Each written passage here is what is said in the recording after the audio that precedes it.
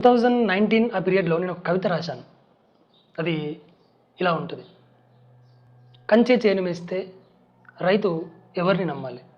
బీరువే దొంగిలిస్తే వ్యాపారి దేన్ని నమ్మాలి? అమ్మే ద్వేషిస్తే బిడ్డ ఎవరిని ప్రేమించాలి? యువతే నిద్రిస్తే దేశం ఎలా అభివృద్ధి చెందాలి? ఇంతే. సో, ఇప్పుడు నేను ప్రెజెంట్ ఇది ఎందుకు చెప్పానంటే, ప్రస్తుతం యువత ఏం చేస్తున్నారంటే, వాళ్ళ యొక్క విలువైనటువంటి కాలాన్ని క్రికెట్ మ్యాచ్‌లు చూస్తూ, లైవ్ స్కోర్ చెక్ చేస్తూ వృధా చేసుకుంటున్నారు. అది చాలా బాధాకరమైనటువంటి, విషాదకరమైనటువంటి విషయము.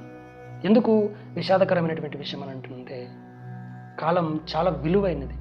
కాలం ధనంతో సమానమైనది. మరి అలాంటి కాలాన్ని యువత వృధా చేసుకుంటున్నారు అంటే, వాళ్ళు ఎంత అభివృద్ధిని మిస్ అవుతున్నారో వాళ్ళు ఒక్కసారి ఆలోచించాలి. మనకు బ్రూస్ లీ ఏం చెప్తాడు? If you love your life don't waste your time అంటాడు. మీరు కనుక మీ జీవితాన్ని ప్రేమిస్తే మీ సమయాన్ని వృధా చేసుకోకండి అని చెప్తాడు. సో మరి మన యువత ఎందుకు సమయాన్ని వృధా చేసుకుంటున్నారు? మన యువత ఈ విషయం గురించి తప్పకుండా ఆలోచించాలి. లైవ్ స్కోర్ చూస్తే ఏమొస్తుంది? క్రికెట్ మ్యాచ్ చూస్తే ఏమొస్తుంది? కాసేపే ఎంటర్టైన్మెంట్ ఎప్పుడైనా సరే కాసేపు ఉండాలి. అంతేకాని రోజుల తరబడి, నెలల తరబడి ఉండకూడదు. సో ఎవరో కెరియర్ని బిల్డ్ చేస్తూ మన కెరియర్ని మనం ఎందుకు మిస్ కావాలి? వాళ్ళ యొక్క భవిష్యత్తుని వాళ్ళు నిర్మించుకుంటున్నారు. వాళ్ళు ఆట ఆడుతున్న క్షణంలో వాళ్ళు ఎంత ఎంజాయ్ చేస్తారు. కానీ మనం వాళ్ళ ఆటను చూస్తూ మనం ఒక చిన్న చితక టైప్ ఆఫ్ ఎంజాయ్మెంట్ పొందుతున్నాం. అది నిజంగా ఎంజాయ్మెంట్ కాదు. అది నువ్వు ఎంజాయ్ చేయాలి అంటే నువ్వు వెళ్ళి ఆట ఆడు. నీ గోలు, నీ ఎయిము అంత పెద్దగా ఉండాలి. నువ్వు వెళ్ళి ఆడేటట్టు ఉండాలి. నువ్వు అక్కడ క్రీజ్లో ఉండాలి. అప్పుడు వచ్చే ఆనందం చాలా అద్భుతంగా ఉంటుంది. చాలా పీక్స్లో ఉంటుంది. చాలా ఎక్స్టాటిక్గా ఉంటుంది.